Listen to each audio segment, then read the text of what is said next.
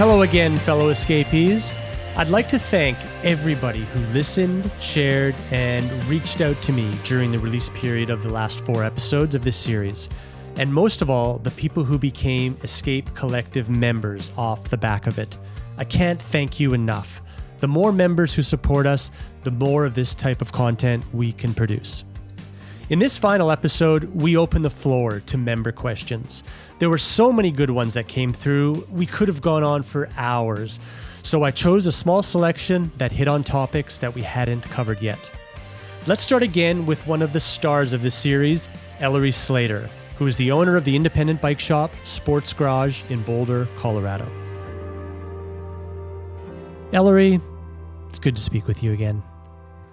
After listening, was there anything that anyone said in this podcast series that came to you as a surprise?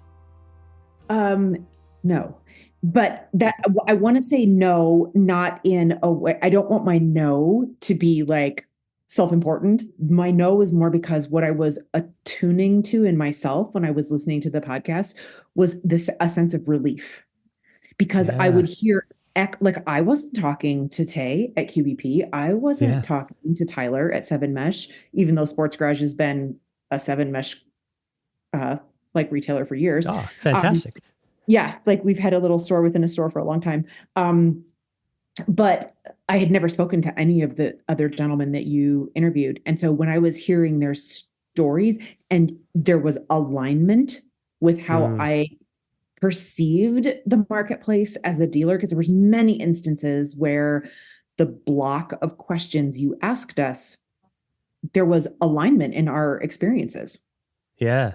And I heard that coming out. And so I think that the emotional sense that I felt the most was relief. Like, okay, I'm not crazy. Like this was really happening, and things that I was experiencing as a dealer, the stories of the other distributors, manufacturers, and industry professionals who you interviewed, pieces of their story totally checked out. Like, I'm not crazy. Those things were really happening.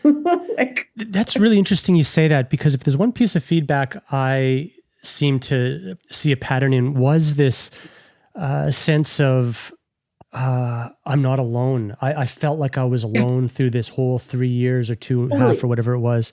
And and people, I didn't realize how relatable it was going to be at every level of the industry. And to be honest, the pain people went through, actually, I wasn't as attuned to, because people spoke email about counseling they had to get afterwards, and being treated really, really badly when they tried to speak up and raise these red flags, which was quite heartbreaking. And I didn't expect it to go this far and wide, and didn't realize how many people in the industry there were who had this exact same experience. And people spoke about the elephant in the room. I didn't realize it was that. So that's interesting you say that. It is an elephant in the room, and it's come up a little bit more. I had the gentleman who's the director of marketing for Lifetime Fitness Endurance Sport, like endurance races, right? So he's the director of marketing for like the Leadville series and the Grand Prix series. And he was leading a tour in Colombia, and he texted me and he was like, I'm really glad you're saying this stuff, Elle. Really? He was like, it's really interesting listening. Like, I'm really glad that you're saying these things. And I do feel like I took a risk, but I also feel like I took a risk, but I said things that were 100% true. Right. And I think it is true that people probably felt like they were alone, because if you feel alone, it means there's something in your experience that you can't share with others, or something in your experience that you don't have colleagues or a peer group to talk about. And now all of a sudden we're talking about it. Well, it's ridiculous to think that in business, you didn't have anybody to talk to about your own business, right? Like, what does that mean? Like, that the National Bicycle Dealers Association is ineffective, that you don't have good relationship with your vendors. Like, the fact that no one had a peer group to discuss this with is a whole nother meta level indicator of problems, right?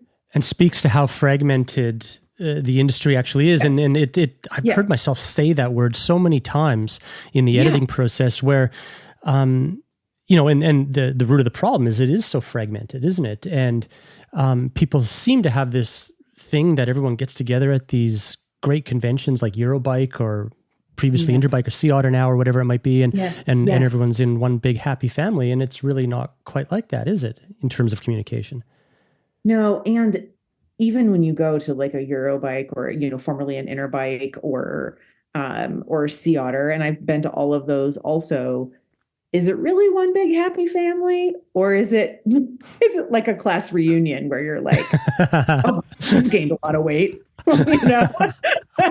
One big dysfunctional family, I like to Or call one big dysfunctional family.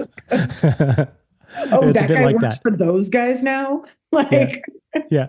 We have in Australia here, I don't know if you want to call it, it's not a trade show, but the Tour Down Under, which is a big professional cycling race in January, I always call it first day back at school. And it really does feel like that.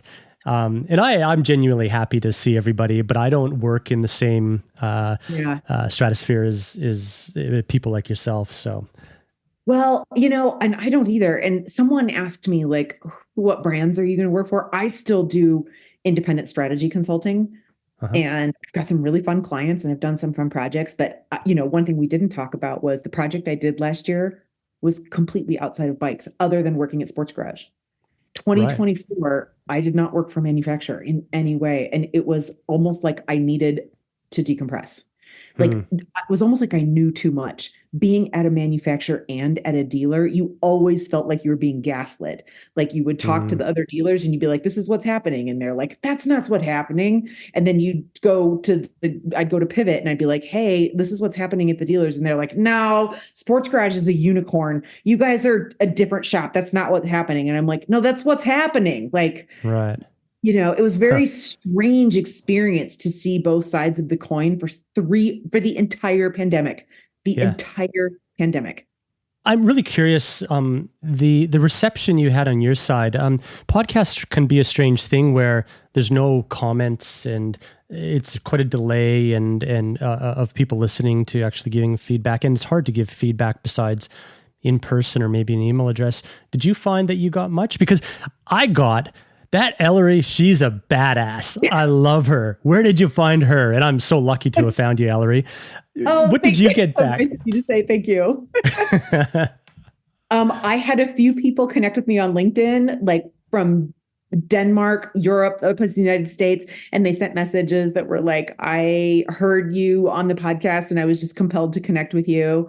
But, mostly I think, like I said, I did hear from people that were close to me that were like, this is awesome. I'm glad you did this. And I was really appreciative that they said things like, I'm glad you did this, because I felt like they were offering me their personal support.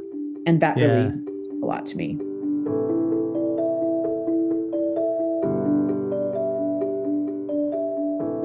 So maybe if I was to recap everything that was said, and I want to know if you agree with me, and if there's anything to add, or it's the major themes seem to be the first party data, which you brought up very strongly, and the absence of that to communicate and forecast on. Maybe number two, the shadow ordering that over-indexed and hedged for these unrealistic forecasts. Yeah. Leaders in the industry thinking this was forever. I actually refused to believe that until I started speaking to more and more people. I'm like, how on earth? These people are switched on people. How could they believe this? And then just the external factors of shortages and lockdowns and shipping and materials and that. Do you think that sums up some of the bigger problems, or is there anything in between that I'm missing? No, I think those are the building blocks of the problems, right? And I think that the only other one that we spoke about throughout the podcast, but,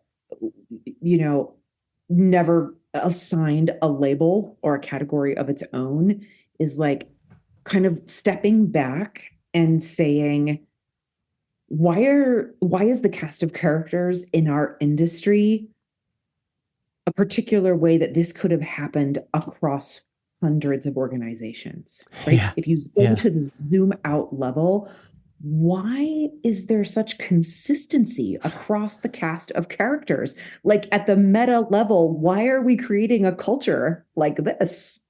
That's such a Business good point. culture. Let me Yeah. let me let me be very careful because I am a cyclist. I love my cycling business. I love riding my bike. I love cycling culture. Why is our business culture Mm. like this?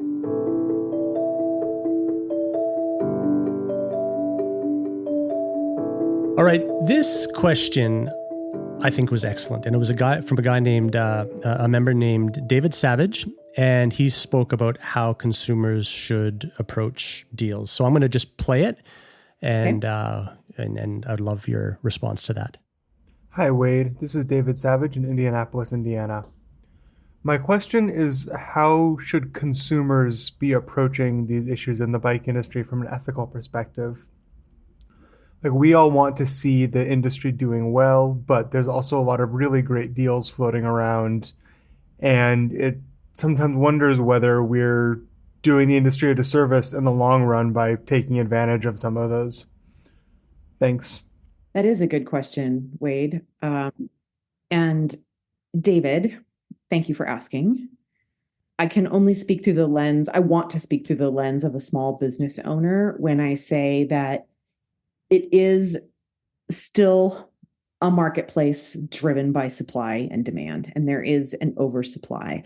And so there's nothing, your ethics have nothing to do with the fact that the bikes are priced where they are. Where I think if you want to act ethically as a consumer, I would ask yourself, whom do I want to have a positive impact on? Right? Because you alone as a consumer, can't have too much influence over this total supply and demand. Wade's done a great job bringing together a bunch of people to describe where the supply scenario came from, and that really had nothing to do with consumers. As a bike shop owner, what I appreciate is when my customers come in and say, "Hey, Ellery, I'd really like to do business with you, but I saw this exact same bike for this exact same price." I never am offended by an opportunity to earn someone's business. And I think that's one thing I'd love to share with consumers.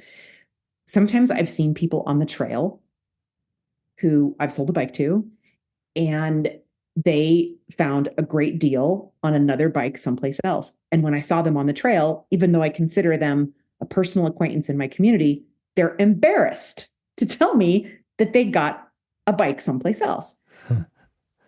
But I am a business person and I understand I'm not going to make every single sale in our community. So, sometimes as dealers, we do have the opportunity to price match.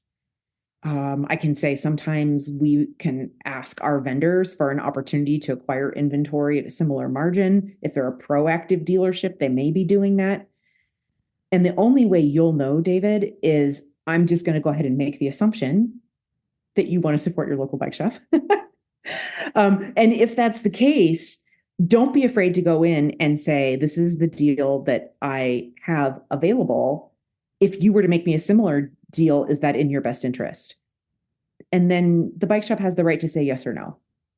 And sometimes they may say yes, and sometimes they may say no. We often have said yes because there may be some element of it, it is in our best interest. And actually, right now, I mean, for even currently, we actually have a homepage banner that says we will price match up to X%. Because as a responsible business owner, I also, David, am thinking about the good deals that are out there. And I don't blame my customers for wanting to make a good deal. I would just love if they would give me the opportunity to earn their business. Great answer. That makes a lot of sense. To follow on to David's question, how are bike shops or brands going to get back to normal pricing with the deals that are going on right now with people expecting 30, 40, 50% off? Well, I honestly, and this may be naive of me, Wade, but I think that the consumers that are in the marketplace as longtime cyclists, I think on some level, they know that some of the prices that are out there are clearance prices.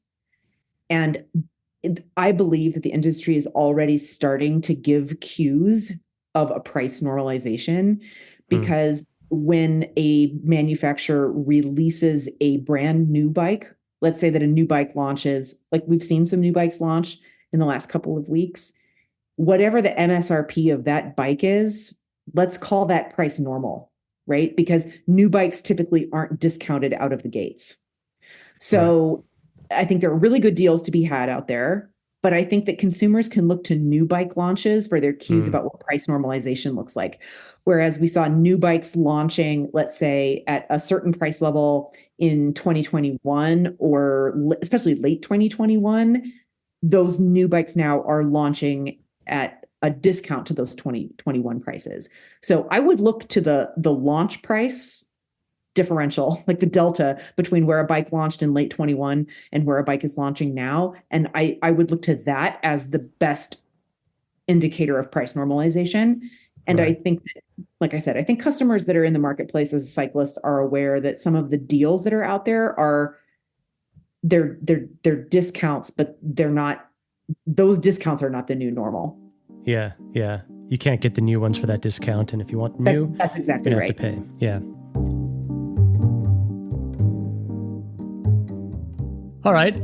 Next question from David Lee, which addresses forecasting and first-party data, the thing that you raised from our first conversation. Hi, Wade. David from Newcastle, New South Wales here. As someone who works in FMCG and wholesaling, I found the series especially fascinating. A lot of the logistical and forecasting challenges facing into an unprecedented situation were very similar. But one thing that sticks out to me is the disconnect between manufacturers and retail sales data. The question, how many bikes did customers take home from a store last week, doesn't seem to be something most companies can answer. Do you see any movement from the industry to address this?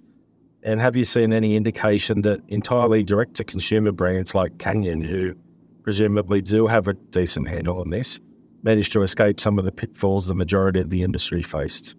Thanks for the series, and it's great to see Escape Collective thriving and expanding to include content like this. I'm getting all the credit for the stuff you and everyone else contributed. I didn't do anything. No, you asked good questions, and I think that's important.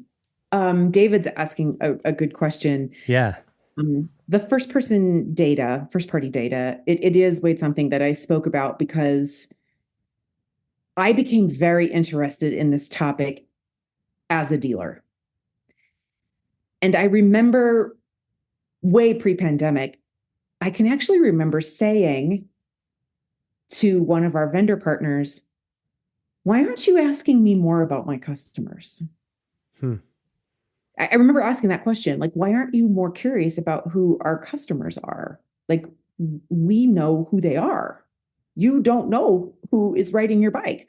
And at the time, I did phrase it in the context of like, this is going to be the single most important competitive factor between you and a direct-to-consumer brand. And at the time, there was a lot of more conversation about price being the most important factor between a direct-to-consumer brand and brands who worked with traditional brick and mortar bike shops. There was like a hyperfixation on, well, that means they're a price point brand. Direct-to-consumer is a price point brand. While there may be an element of truth in price, the more important thing in the long run is exactly what David pointed out, which is direct-to-consumer brands are speaking directly to their consumers. I like to say that the traditional bike industry for a very long time just grew comfortable with what I called the black hole. And the black hole is where they pass their customer to a bike shop owner. So if you think about how a customer becomes interested in a particular bicycle brand, they may see a YouTube video, their friends may start riding that bike, they may have seen it, maybe they saw it in a bike shop. But there's lots of different ways now for a consumer to become aware of bicycle brands. And brands are spending millions of dollars to drive that awareness through race teams, videos, online content, sponsorships, all of those expenses are marketing expenses designed to increase a consumer's awareness about the bicycle brand. And so the brands go out and spend millions of dollars to attract this awareness and get people interested in their products. And then they completely take their hands off the wheel, and they may have a dealer locator or a stockist locator on their website. Most do, where they can say, hey, here's the dealer that's in your area, right? And at that point in time, from a data standpoint, they literally stand back, the black hole opens, and they hope that the customer walks into the dealer. At that point in time, an entirely new customer journey begins, where the customer is now becoming bike shop aware, and they're developing a relationship with the bike shop. Everything that the brand has to learn about that person in their decision-making process traditionally happens in the bike shop. David's question about how we're going to stitch it together, that solution has to exist in where that black hole is, right? So in today's world, those are digital innovations in the tech stack. Like, how do we make a connection? That is an advantage that direct to consumer's brand. There is no digital black hole that the customer falls into. I think that there are some nascent efforts to solve it. Things like BOPUS, or buy online, pick up in store, or ROPUS, reserve online and pick up in store. These hybrid direct to consumer sales models are a very clear effort to stitch the manufacturer directly to the dealer. And I think that by and large, those can be very positive programs. Those are before the sale programs. Something you just said there made me think, it all makes sense from a forecasting perspective, but as an IBD yourself, would you really want the brand to have that relationship with the consumer, the direct relationship, and you maybe being cut out of the picture at some point, especially now with more and more going on online? I think it's inevitable. I think if you're a dealer that thinks you're going to slow that train, you are already too far back in your own thinking about your own business. Right. Like, I mean, it's like standing in front of tsunami. I feel like that as a dealer, really. Like, I don't think that we can slow that move. And honestly, I don't want to be the kind of dealer that says, oh, if we just go back to the good old days where we don't innovate digitally, like everything would be fine. I don't believe that, because I also want to be sustainable. And I think that there's a generation of buyers coming, Zillennials. They have been conditioned to have like frictionless transactions. They can do everything online, right? They're not going to like code switch for cycling and not want to engage digitally. So I don't think the question is like, oh gosh, do I really want my manufacturers to have that relationship? That's not the right question for me. The right question is, as they're developing a relationship, how can I be at the table? Yeah. Keep me at the table while you develop the relationship. It makes me think about a pretty powerful comment you mentioned in one of the episodes was, is there a collective maybe conscience around the industry towards the independent bike shop dealer? And someone told you, no, there isn't. I don't suppose a handshake deal is quite good enough for you to be at the table in that shift in first party data, if it ever happens. But the sad part is that I believe the tools are available, and that there are very savvy bike shop operators, operators who would be great people to have at the table. They would be great people to have at the table. They've developed all of these relationships with customers. There's so much information. Some of it, yes, it is local, but a target audience is just an aggregation of thousands of local audiences. So, I think really good owner operators would be great partners at the table. Excuse the interruption, but I want to take this opportunity to alert you to another podcast episode I think you'll enjoy from my colleague, Ronan McLaughlin. Ronan just released a fascinating episode where he speaks to the CEO of Factor Bikes, Rob Gitelis, who you've also heard speak in this series. Rob basically opens up his books, so to speak, and tells us in detail how much a high-end bike costs to actually make, and all the things that go into the final retail price. If you enjoyed this series, I know you'll love Ronan's episode. You can find it on the Escape Collective's main podcast channel in the Geek Warning Show, which I think you'll also love. And I'll also post the link in the show notes for this episode. Thank you. If we look at the absolute numbers, a bicycle was $3,000 20 years ago for, a premium level bike. And if you extrapolate that across 20 years, a $10,000 bike is not all that outrageous. Have you looked into that, or you think it's sort of not what we tend to hear? A lot of people would assume that bike prices haven't really tracked with inflation. I think that the value of what you get out of a bike is a lot more. Bikes 20 years ago, they had 10 speeds, they were friction shifting, and, now they're carbon fiber, they're electronic. I think the value you get today is actually far greater. Let's go to Mark Marionette, who has a really good question about forecasting cleanup and also advocacy. Hey Wade, this is Mark in Atlanta, Georgia, and I just want to say thank you to you and all the contributors for really producing an excellent series that I was both entertained by, but also learned a lot from in terms of where the industry has gotten to where it is today.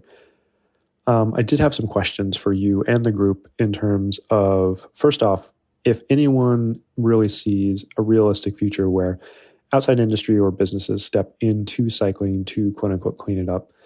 And I really mean putting them in a place where they're using modern day forecasting and metrics to have a realistic look at what the future will be for the cycling industry. I think it was Josh Portner that said something along the lines of, with the numbers that were being forecasted at the time, they either had to have every person in the United States buy a new bike in 3 to 5 years, or they'd have to involve the entirety of the outside world step into the cycling industry for the first time, which was just obviously unrealistic. Secondly, I really wanted to see what the thoughts are on the industry having a more serious look at direct action on advocacy and lobbying on city and local governments for safety. As a new dad here in Atlanta, I found that I'm just not riding outside much right now, and not at all at the moment, because I just don't feel safe. As somebody who used to race and ride a lot regularly, this is a strange place for me to be in, but I just know that taking my daughter out for a ride is something that I take a lot more seriously now. And with the infrastructure that we have, that while improving is still not great, and in particular the advocacy of trying to get people to look at cyclists as not an impediment in front of them on the road, but rather somebody that is choosing to use an alternative method that's actually making traffic better, is something that I really think the industry should be taking a better and more serious look at. New bikes and new tech are something that I love, but feeling safer to get out with my family on the road is something that would get me to purchase more and take a more serious part in the industry. And I know there's no local nonprofits here that is their primary focus, but in terms of the industry as a whole, it's something that I wanted to see if that's something that's realistic, or is the industry just too small and doesn't have the possibility of even doing that. Thank you again so much for making this. It's been really great to listen to. Lots in there, hey? Lots in there. 2 really great questions. Yeah. His first question about, Mark asked very specifically, someone from the outside coming in. I'm going to let that one marinate for a minute, but I am excited to talk about Mark's question about advocacy. Yeah, let's go there. Yeah, let's go there about, and he said city and local governments. And this one is one that I was really excited to hear as a listener question, because I recently really stepped up my involvement in an organization in Boulder focused on safety. And I feel like his question is well-timed, because I feel like what we're doing in Boulder is something that could be shared with other communities. Mark, what I'd love to say is that the industry can help, but the fact that you have local organizations is fantastic, because infrastructure at the local level, it's sort of like an inside out job. I recently became involved with an organization in Boulder called Coalition for Cyclists, former Cyclists for Community. Locally, we call it C4C. And this is a nonprofit organization that has taken its mission to achieve the maximal expression of a multimodal transportation plan in Boulder County. So there are national organizations, most notably People for Bikes. In the United States, People for Bikes, it is headquartered in Boulder, but it's not a Boulder organization. It's a national organization. And they do lobby at the national level for bicycle safety and multimodal transportation as a priority in the overall aggregate American way of life. However, how that trickles down to actually like a new separated bikeway being built for you and your family in Atlanta has much more to do with the activity at the local level. I can't speak to Atlanta's regulations. However, I know in Boulder County, what we are doing at the county level is first question is, does our county have a transportation plan? Is that transportation plan multimodal? Meaning it takes into account multiple user groups. If the county has a transportation plan, what the nonprofit that I'm involved in does is that we seek to achieve, I think I already used the phrase, the maximal expression. What we mean by that is we find where we can insert our dollars that we've raised to increase the rate at which the transportation plan is actually built. So I would say, number one, have your local organizations ask if in the area that impacts your family, there is a transportation plan in place. Is there a forward-thinking transportation plan? If there is not, then that is the level on which locally you have to activate, is like getting a transportation plan in place that is multimodal. Once that transportation plan is in place, likely the next step are feasibility studies, meaning where are we actually going to build this bike path? What we're doing is inserting ourselves to help fund and seed matching dollars for grants to get the feasibility studies paid for. Because what we have learned is if there's a plan in place and the feasibility study can be funded, we're much more likely to get our local projects up the priority of the county and state's Department of Transportation. So building infrastructure for cycling, these are large capital projects that local and county and state governments will have to be involved in. So I really love the individuals, all passionate cyclists in Boulder who founded the Coalition for Cyclists. We learned all of this along the way, but I think it is going to be very helpful for local organizations who are finding pathways to success to share their strategies with other local organizations. And repeat that process. And then I think the industry can be more effective because they know where to spend money. We can put money towards lobbying, but how does that money trickle back into your community depends on whether or not your community has a transportation plan that includes a multimodal plan. So I would apply pressure locally to find out who develops those transportation plans. Are you taking multimodal users? And when I say that, I mean bikes, pedestrians, cars. We have to look at cars as our allies in a multimodal transportation grid, scooters, like anyone that is going to use that means of conveyance. So Coalition for Cyclists in Boulder County, we specifically focus on funding feasibility studies so that our county's projects are more easily a budget priority for the governmental entities that fund these projects. It's very hard for... How do you guys get funded? Sorry to interrupt. How do you guys get funded?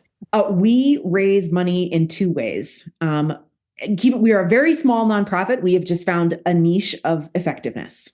Mm-hmm. We hold an annual gala, and it's attended by cyclists. And we do all the things you do at a gala. We pay for tickets, and we have private auctions and things like that. And that is our operating capital. And then we fundraise. And so we fundraise with donors and businesses, specifically in the county, because we believe that the faster we can achieve our multimodal transportation grid, the better the quality of life will be. And that does impact the largest employers in the area. So, Mark, to answer your question, while the industry could apply pressure, I believe the most successful models are meeting that industry information. They're meeting them and coming from the other direction with a ground up process that is really informed by how infrastructure is built in your community. I tried to stay away from giving an opinion throughout this whole series. I mean, I didn't have one. I was just learning like everybody else. But the one thing that I did begin to form an opinion on after speaking to many people within the advocacy organizations who told me that the bike industry is incredibly difficult to get a meaningful financial support from to help safety initiatives. I'm curious to know what you think about this. Aside from Trek, who I've been told are excellent supporters in the advocacy space, there's a lot to be desired from other brands. Would a greater financial contribution from the industry even make a difference with the things you're talking about? Or would it be too little to make any sort of difference whatsoever? I think any amount does make a difference. I mean, certainly, I heard someone once say, like, you can tell what's in someone's heart by what they do with their money. What I do see the industry being concerned about, and they do put money behind in larger ways, is ridership.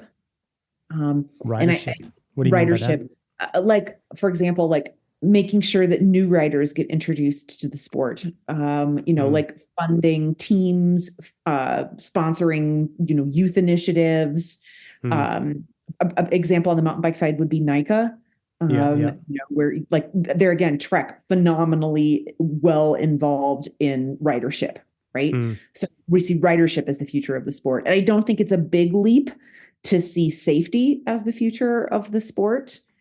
I do think it's hard for organizations. I do think the organizations, when I say organizations, I mean the local organizations, it's hard for them to make contact with these companies and say, support our little niche. Right. So that's why I do think People for Bikes remains a very important entity, because People for Bikes can speak to a brand that's doing business across the nation. They can speak to them at that level. Right. And they speak to lawmakers. They speak to lawmakers about infrastructure.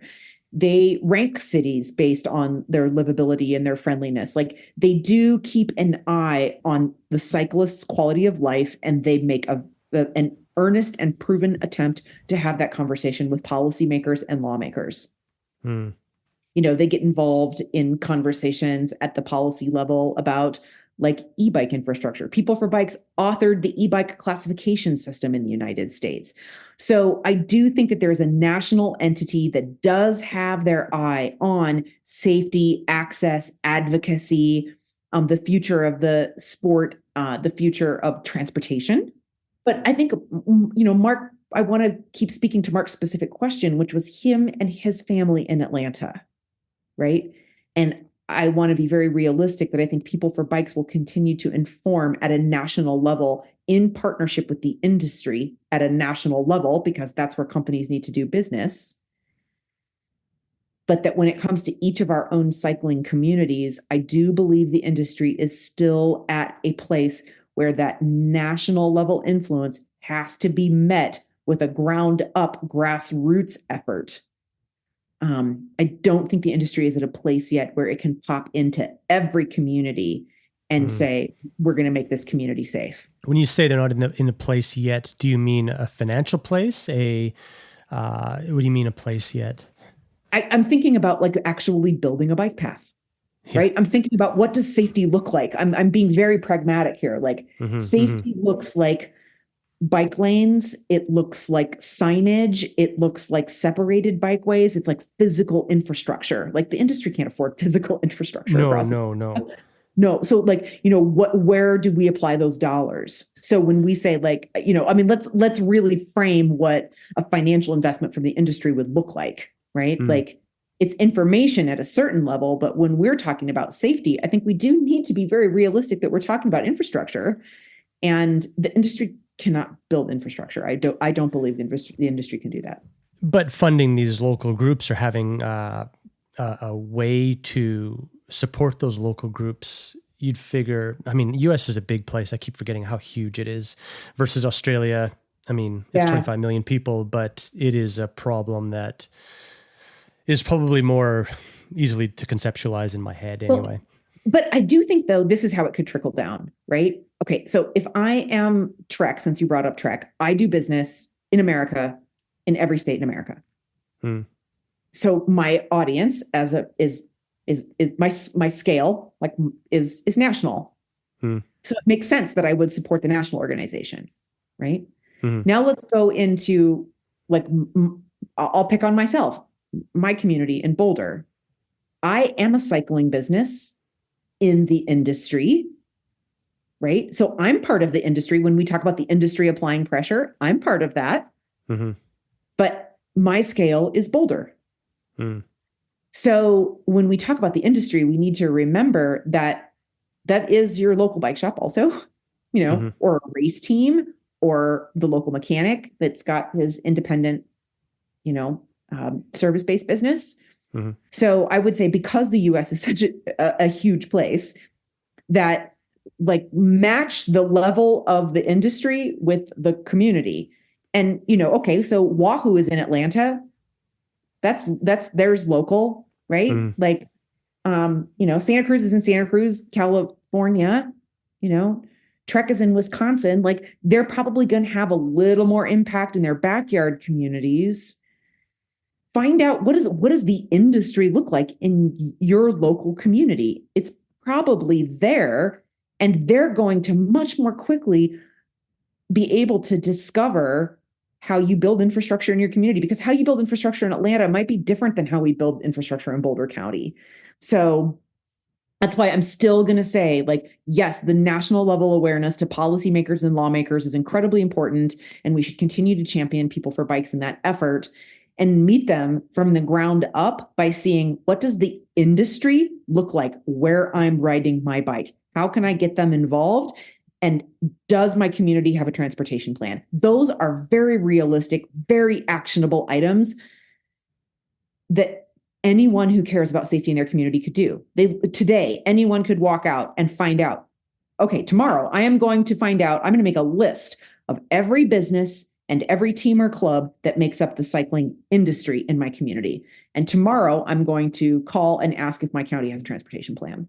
I do not think that we will get the infrastructure in America that we need for cycling safety if we wait for some great big national advocacy organization to make it happen.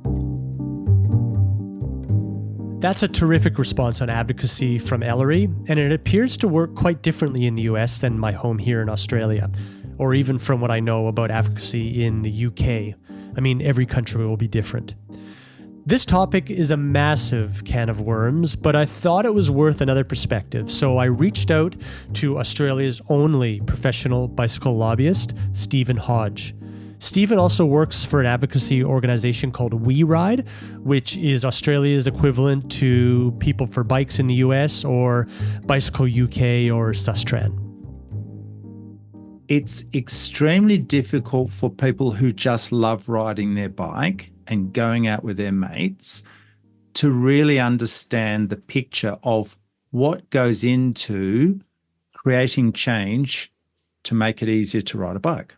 Internationally, quite clearly, there are big differences in the commitment by major companies for advocacy. Any other industry where there are big businesses involved treats advocacy, and lobbying is the action part of advocacy, if you like, treats it extremely seriously. Pharmaceutical companies protect their patch with probably billions of dollars in advocacy, but certainly hundreds of millions of dollars. And in Australia, they're very powerful. The motoring industry, we've seen recently, get super active on this fuel efficiency standard that they want to delay and push out, because they're selling a lot of highly polluting vehicles in this country, and they're dumping all their really inefficient vehicles in our market, right? Yeah. It is distressing when you see, that not every company has the same commitment. We have mentioned Trek, and John Burke has always been a huge champion of putting bikes out there in the federal political processes, right? But there are other companies doing that. Other companies sometimes are just so busy doing what they're doing, they're happy to support someone like We Ride, or they're happy to support events that get more people cycling. And most companies spend a lot of money advertising their brands, right? Which is sort of indirect advocacy. It's more advertising to sell product. You mentioned motoring, pharmaceuticals, and when I say the word industry, it might make it sound to the outside listener that this is one big happy family who has thousands of people have meetings every quarter. It's not like that, though. Nobody talks to anybody in the bike industry, and that's not totally true, but it's a hard thing. It's infrequent, and there's a lot of people, right? And a lot of people don't even consider themselves part of the industry or significant in the industry, I suppose. How does something like the motoring industry or pharmaceutical industry go about something like this? Is it sheer money that allows them to be able to push their agendas that cycling can't as effectively, or what is it? What are we missing? So a couple of aspects to this. Clearly, they're selling products that make a humongous amount more money than bikes do, right? Yeah. So they have highly funded peak bodies that represent their interests. And Bicycle Industries Australia is an effective representative for the bike industry's interests. But there is a quantum, it's like an order of magnitude greater impact purely by virtue of the extra money that they have to put into their peak bodies and the advocacy that flows from that. Right. And also the big difference is that they represent large employee bases. They employ a lot of people. They have a high perceived value by general public. Like, cars have always been the general public's freedom machines, right? Mm-hmm. Cycling suffers because traditionally in a transport sense, it's been seen as low status because people would rather be seen driving a car than riding a bike. It's also because the benefits when more people ride a bike are spread so broadly across the different portfolio areas. And by that, I mean, if you ride a bike, you are lowering traffic congestion because 10 of you take up a lot less than 10 people in their cars, because you're contributing, if you're physically active by commuting to work, you're 40% less likely to get a chronic disease. Because if you ride a bike, you save significant amounts of carbon pollution. Noise pollution has a really significant impact on health, and there's a lot less noise when you have a community where less people drive and more people ride or walk or whatever. And because cycling doesn't benefit the really big money industries like the car industry, right? They don't want you riding. They want you buying a car, right? There are holy grails out there we're chasing, the holy grail of acceptance, the holy grail of telling people and showing people what a community would be like when more people ride a bike or choose to. And let's not forget, it's a huge equity issue. 20% or more, or quite a bit more in some areas, of people of driving age can't drive a car, whether due to disability or exclusion or choice. And so that's a hidden, kind of another hidden agenda that able-bodied people who drive and who love their cars and who have the money to own a car, to do all of that commuting, they really don't need to think about these other groups, who really benefit from some of the marvelous sort of e-assist adaptive, trikes and quad bikes and so on that exist now, Things that people can do in terms of advocacy on a grassroots level that don't require money. Are there things you can suggest? How do people get into these local organizations? How do they find them, and who's doing good work and get involved? So the really interesting thing about people who make decisions about what our suburbs and our streets look like and our transport systems are elected officials. Okay. Mhm. Most of them, basically everyone has sought election because they want to make Australia a better place. But they also want to be re-elected. So we need to, in our local council areas, we need to, when we see a councillor who's basically giving up their time to try and make their council area a better place, we need to have a chat to them and say to them, hey, look, this bike path that the council put in along XYZ street has just made it so easy and safe for me to get to the shops with my kids or to take them to school by bike. We've had counsellors in our trial area for a national ride schools program who were dead against the program, but then they went to school and they saw how the kids were so excited about the program and getting little rewards when they got to milestone trips to school and stuff. We've turned them around. Advocacy is a positive game. Advocacy is a rewards game.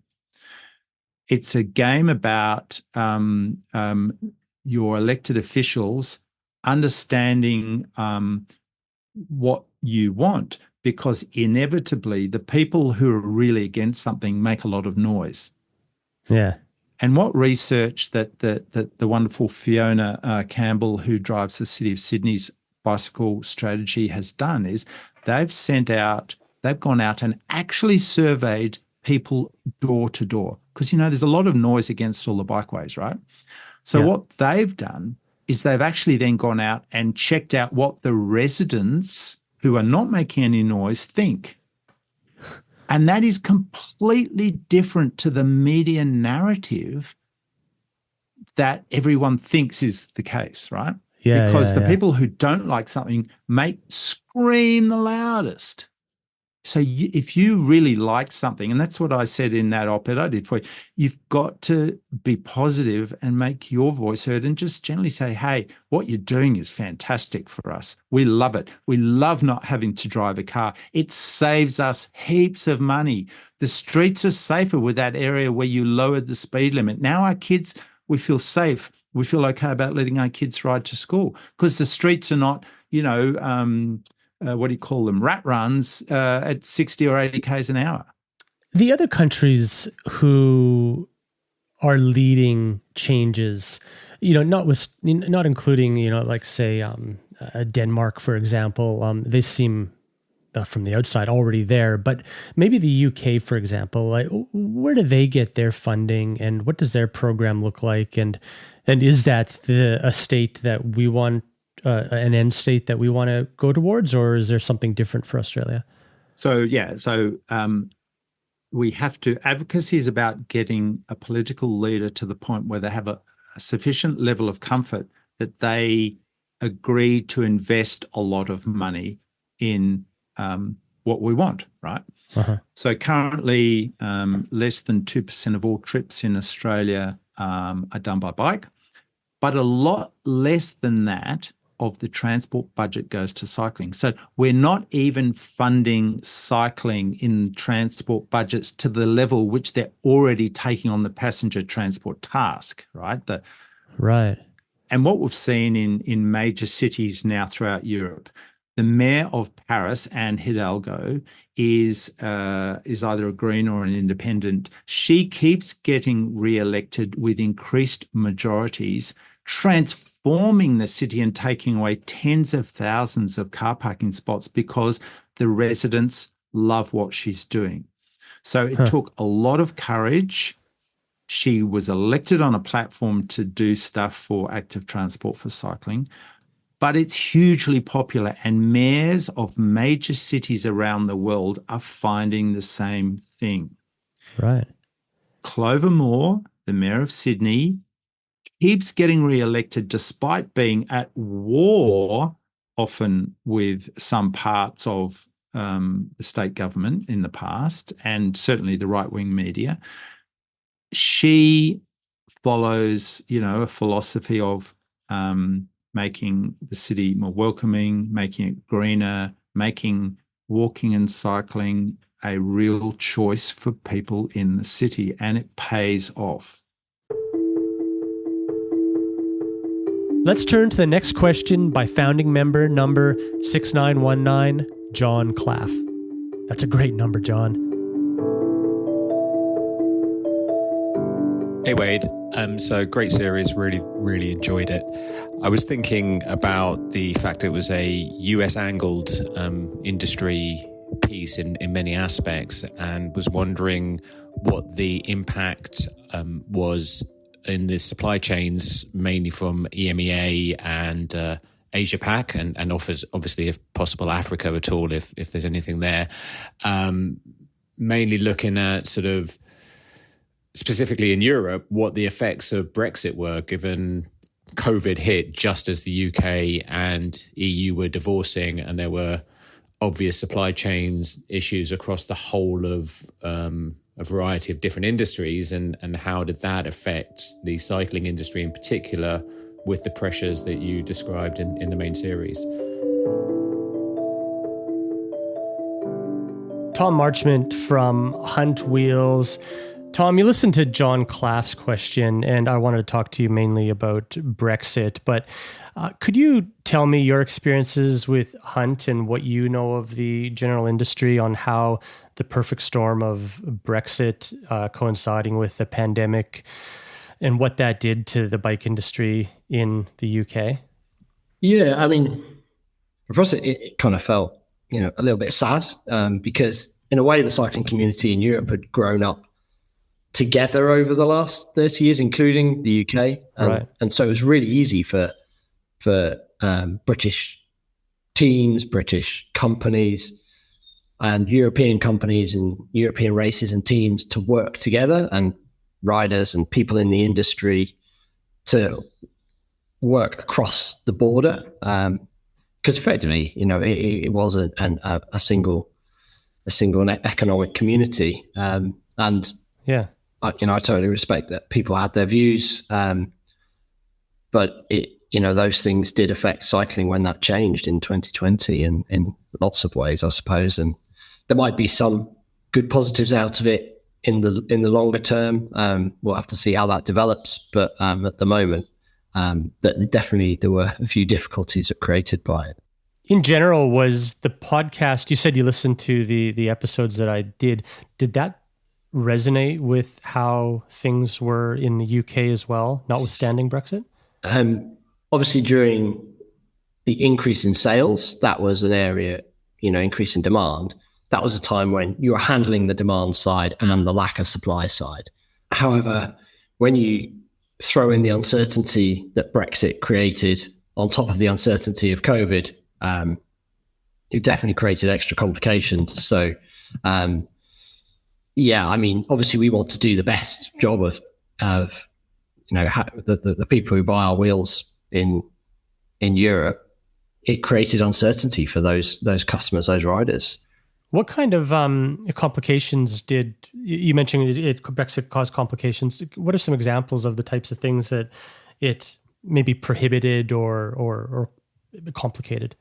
Before Brexit, we could just ship a wheel set to a customer in France or Germany, just like they were in London. And of course, with customs duties, they were already paid when they entered the product. If it was made in Europe, it could travel around Europe at ease, right, including into the UK. And if it was made outside Europe, once it entered European borders, the EU borders, you could transport that product around. So it became very easy. But as soon as the border went up, there was lots of talk about tariffs, having a trade deal. That really was only on product that was manufactured with a certain percentage in each region. Say if you're assembling a bike, an e-bike system, a frame, and some wheels, you're clearly not going to get your group set and your suspension. That's all pretty much all made in the Far East. It makes that really difficult. So yeah, it's definitely created challenges. So that meant the customer was then having to pay administration charges from couriers, and the customer would have lots of holdups as soon as Brexit came in. To a certain extent, the customs and border workers in each country didn't really know how to handle it. So people would get quite a lot of delays. And so we as a company decided we would cover all of those costs for the customer, pay their VAT, pay their duty, so that the price they saw on the website was the price that they got when it arrived with them. That's quite expensive for us. And there's an administration charge on top of that. Yeah, there's a lot of complication and confusion and cost, basically. Has this forced you to rethink how you do business and where you build your wheels from? It's altered certain things. The main one it's really altered is the point of entry for the product into the market, because the UK could act as the point of entry before quite easily if the product was manufactured in and centered around Taiwan. But we have now opened a company in Dresden, in Germany, to serve the EU rider, because we couldn't do as good a job of serving the EU rider from the UK anymore. Did Brexit itself contribute to and amplify the factors that was discussed in the podcast series about, over ordering and phantom orders and bad first party data all the way up back to supply chain, and then a tsunami of product coming back the other way because of other factors? Does Brexit play into that and amplify it at all, or was one very different than the other? It's hard to unpick so many different factors. It's obviously, if you're doing an experiment, if you're doing your science project at school or at university, you're working on your thesis or something, you try and remove as many variables as you can. Really, what we had was a huge amount of variables in a very short amount of time. I guess I would feel that during the COVID demand fluctuations, it was much harder for people to understand what was happening in the market. And when you've got that added fluctuation of riders in Europe and the cross-border differences that we created in terms of trade at that point, it definitely added confusion.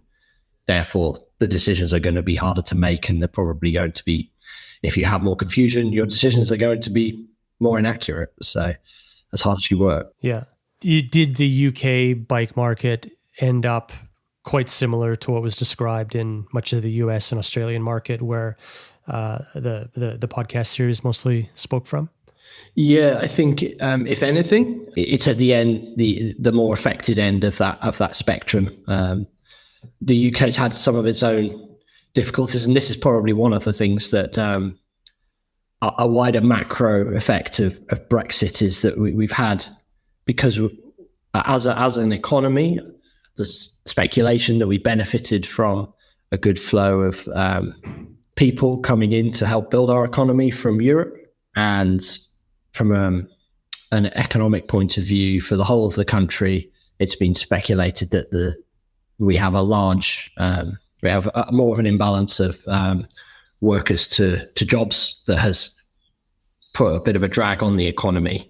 And when you combine that with a particular bit of economic situation that happened that we refer to as Trustonomics, when Liz Truss came into power, and whichever way you choose to vote as in this country, there were definitely financial effects of that, which happened at the end of summer 2022, just as the COVID bike boom was probably unwinding. And that created very strong increases in interest rates in the UK. Combine that with the energy prices that happened in the UK and the drag on the economy from the potential Brexit effects on people working in the economy. There's quite a few things that rolled up to affect the spending power, and whether people are going out buying bikes and bike parts. Right. You're saying on the more affected end of the spectrum, your sort of generalization is that the bike industry in the UK is even worse off than what was described in US and Australia in the podcast series. Yeah. That's something we've had more recently is the obviously Wiggle and Chain Reaction were probably somewhere at their height in the region of something like 20 to 35% of the UK market in terms of value, especially for that kind of devoted or very, very engaged rider type product. And obviously when they go through the difficulties they've gone through, and it's incredibly sad for the people who work there, several hundred people lost their jobs. but also they've had to liquidate a lot of stock quite quickly. And that's obviously probably added to the effect. And we've had a few other businesses in the UK as well that have struggled from a compound of all those factors that we've just talked about. And of course, it's harder. I mentioned a few times with the wiggle and chain reaction situation is the difficulties that they had to export to Europe, like they used to be able to do quite effectively. That's something that they then actually chose to close their European sales once they went into administration and just focus on selling into the UK market, and obviously at a fairly heavy discount. And does Brexit affect anything to do with sponsorship that's not from the UK? Maybe European sponsorship, European company sponsorship? An element to some of the professional road teams struggling in the UK. And obviously we have several less UCI registered professional teams than we used to, is down to some of the cost and complication over traveling and working in Europe now for a British citizen as a professional rider. And I know you can get permission to work in Europe, but it's more complicated now. And put that on the top of the difficulties of getting sponsorship and the difficulties of travel during COVID and the costs of that. It's definitely another aggravating element that will have made it harder for British UCI professional teams to operate. Companies like Rose Bikes, and I believe some others said that, and there are definitely some component manufacturers that I saw who had their own sites and things who just wouldn't serve the UK market directly anymore. If that's happening, then probably sponsorship would have, potentially some sponsorship may not flow in that direction. How about you if you wanted to, say, sponsor Quebeca again, a world tour team? Actually, that's a really that's a really good question, because that did create quite a few challenges with Brexit, because the goods that we were trying to ship to Quebec on several occasions did get held up in customs, and we also shipped. Often we're sending out wheels to top professional riders who are interested in some of the technology we have, because we often have very lightweight or very aerodynamic wheels, a combination of both, and they might want to sample or potentially even ride them without our logos on, and we do get quite a bit of demand for that. But serving those types of riders actually became quite difficult, because they themselves would then have to handle the difficulties. They're not even an organization of getting it through customs. Yeah. So it was definitely added some complication there. John's Brexit question gave me a great excuse to also call up one of the sharpest people I know in the bike industry, and also one of my personal favorites. Her name is Tori Fahey, who founded Apidura Bikepacking Bags, based in the UK and now also France.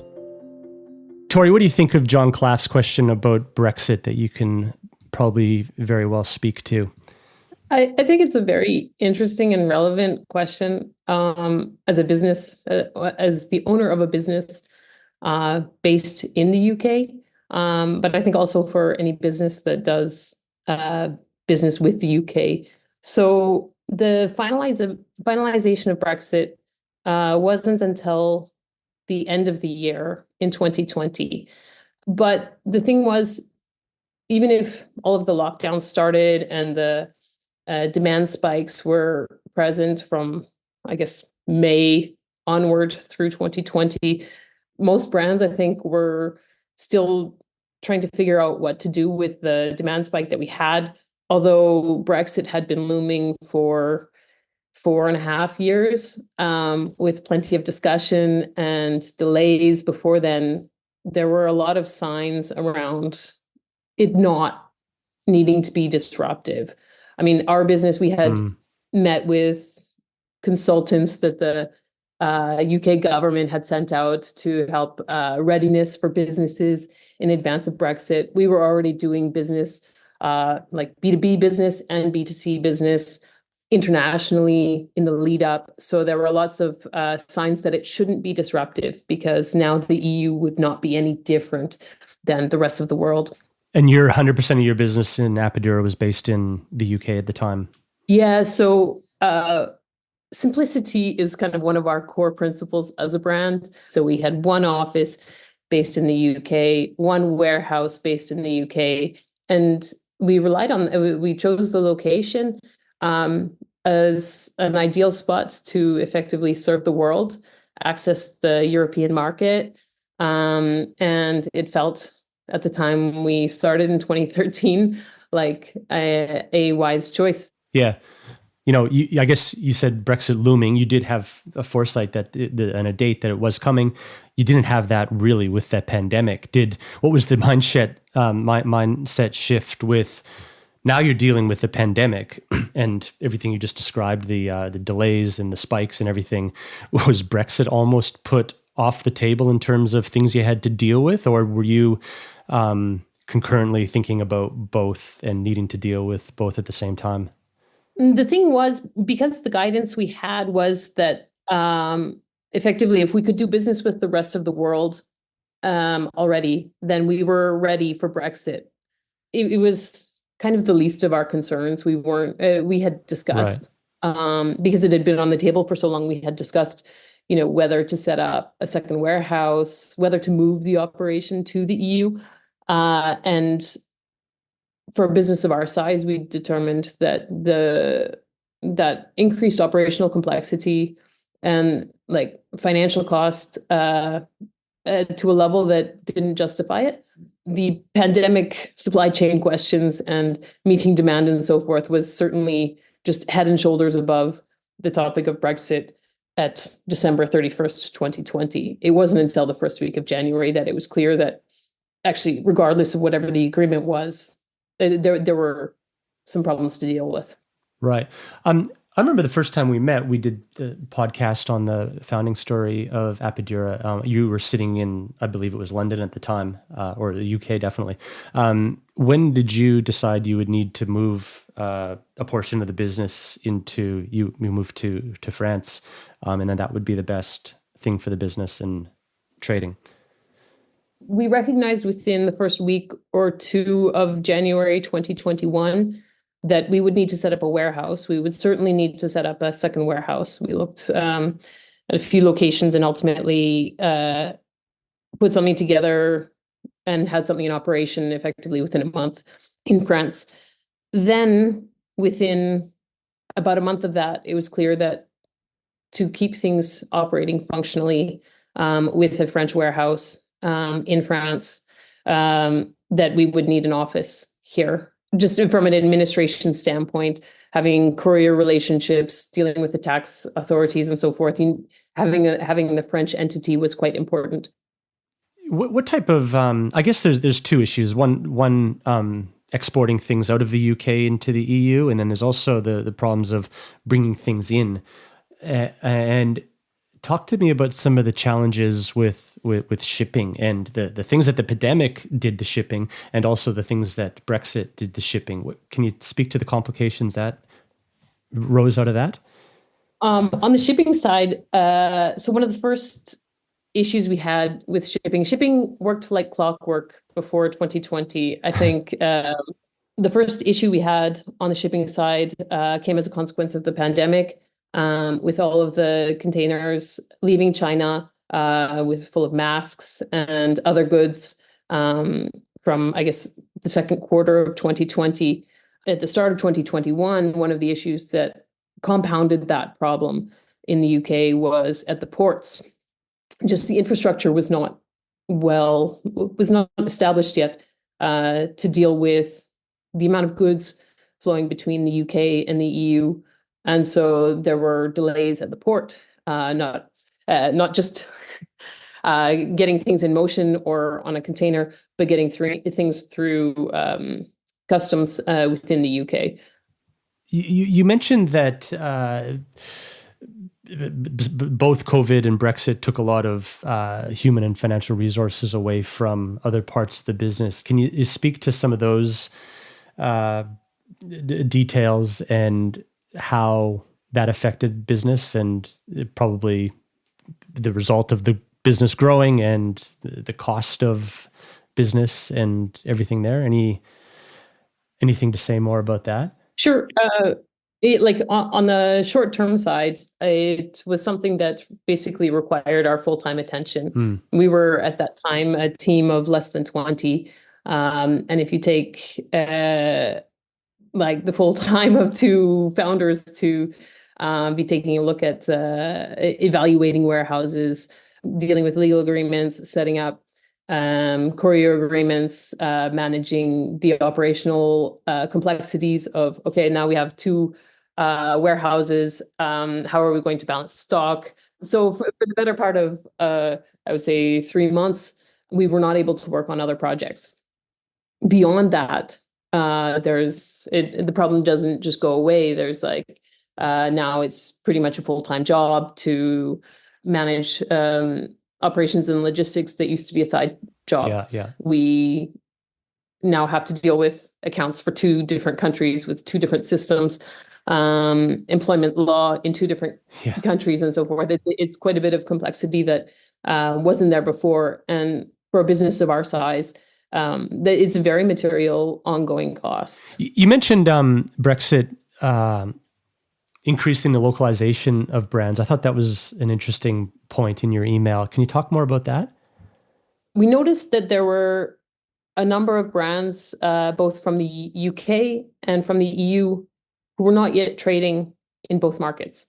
So websites for other cycling brands, apparel in particular, was one that stood out, where if they didn't have a warehouse in the UK before Brexit, they weren't shipping into the UK.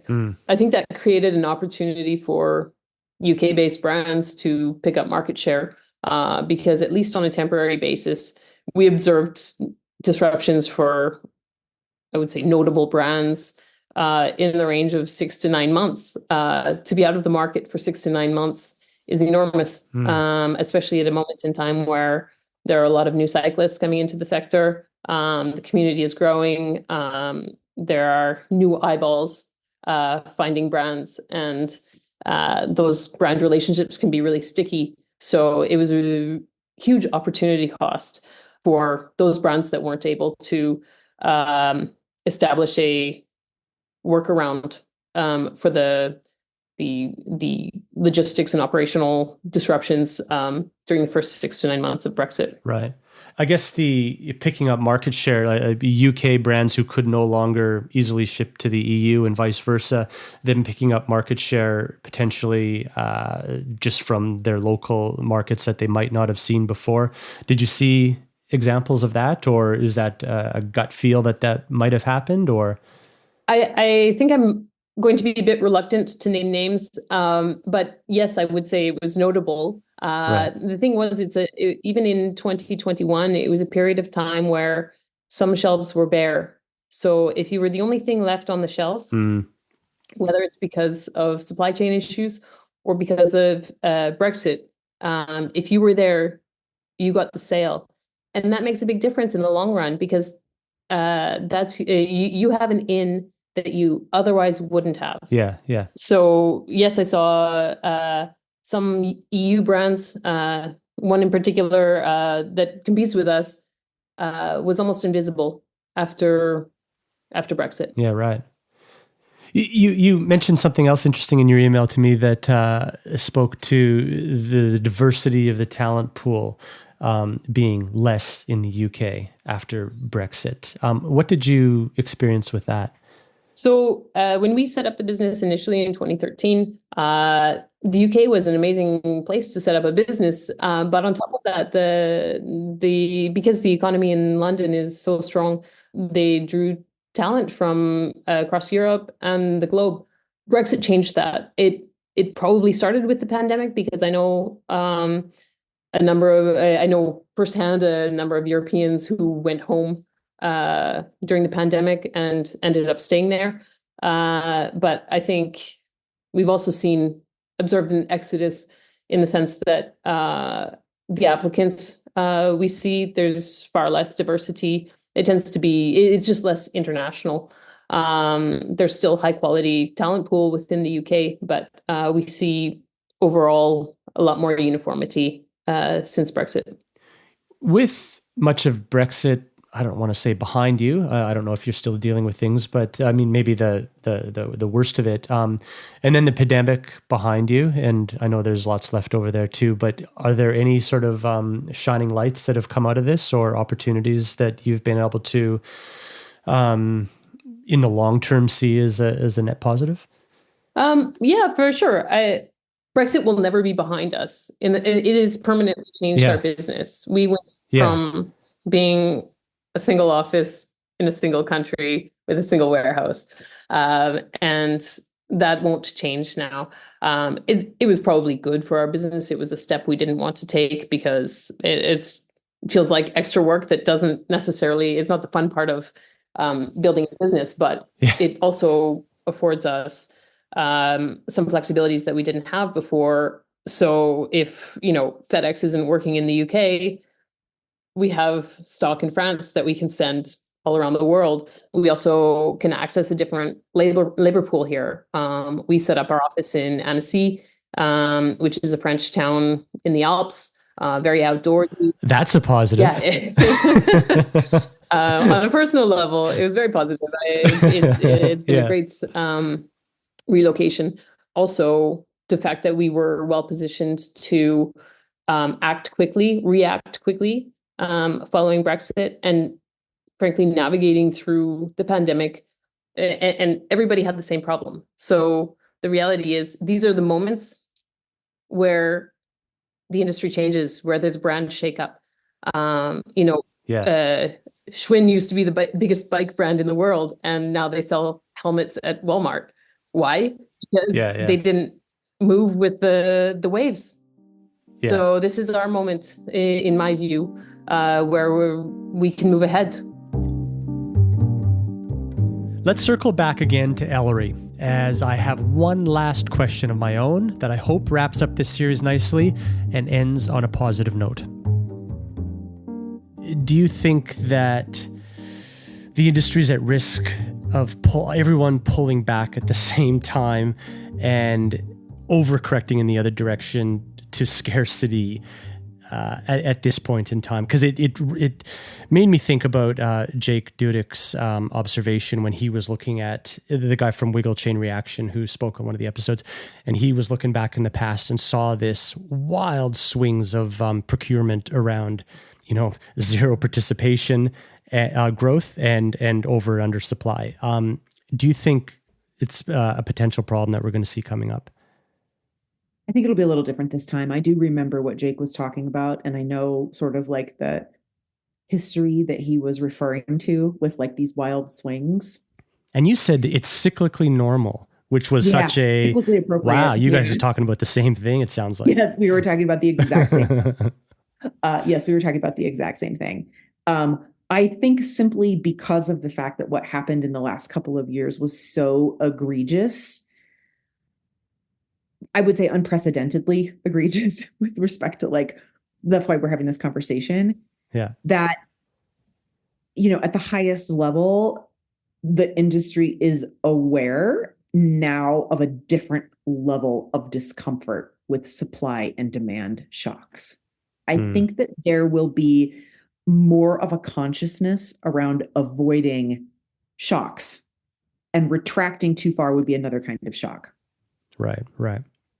I don't think it will be as big of a whiplash, simply because no one can withstand. Nobody wants to do it again.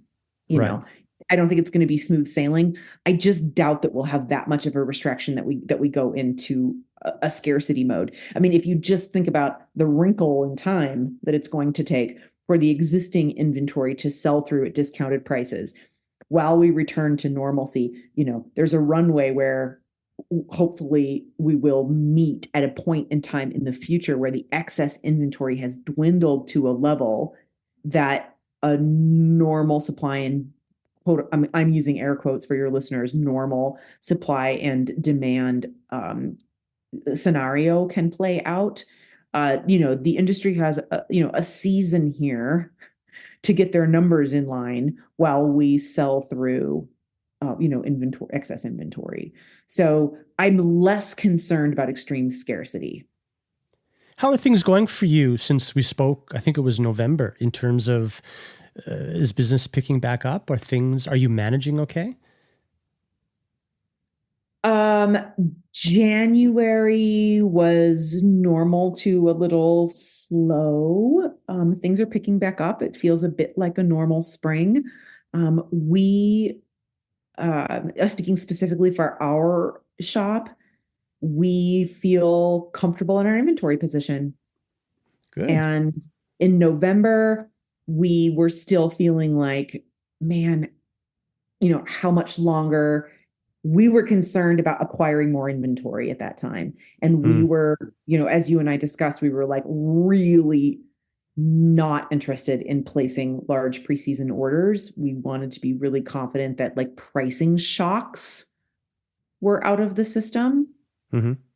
And we feel like the majority of the pricing shocks are behind us at this point in time. We know that there still may be a few here and there.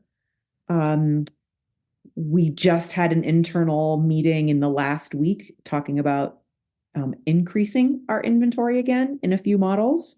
That's a really positive sign because we would be increasing inventory in like models strategically where we will make margin. We will make full margin.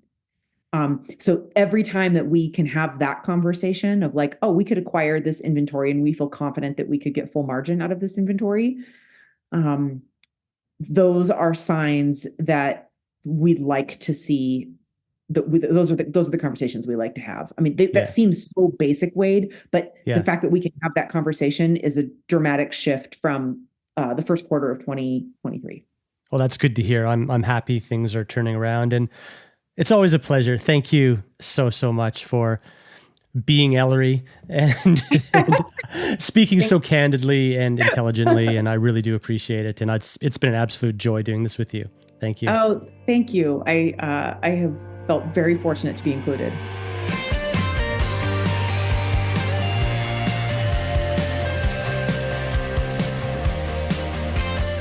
That's it for this limited series on how the pandemic caused such havoc to the bicycle industry. The more I found out through this journey, the more I felt like I opened up Pandora's box. We could have kept going. That's not to say that any industry is without problems, but I was fortunate enough to scratch the surface on one of the industries that I care very deeply about. I want to thank again everyone who went on the record and put their names and voices to this podcast. They all took significant risks that they didn't need to take. Some of the people on this podcast were sent threatening legal letters and potentially damaged professional relationships and career opportunities. But they felt that speaking the truth and exposing some of the problems were far more important, and I want to express my deepest gratitude for that. As for us, Escape Collective, we would have never have been able to produce this podcast series if our revenue model relied on the advertising dollars from the industry we cover. It would have been far too tricky and potentially damaging for us to do so. This is why our members are so important to us and the work they enable us to do.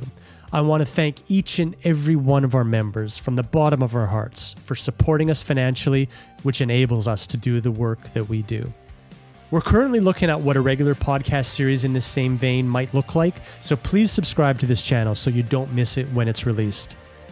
Finally, one important topic that I didn't talk much about or acknowledge are the businesses in cycling who did do well and are continuing to do so as a result of the pandemic. Whether it be their stage of growth, smart and disciplined planning, or just plain luck, there are lots of businesses who did capitalize on this once-in-a-lifetime bicycle gold rush, and time will soon tell if there's a change in the guard in the dominant cycling brands. If there's any time for a shakeup, this feels like it might be it.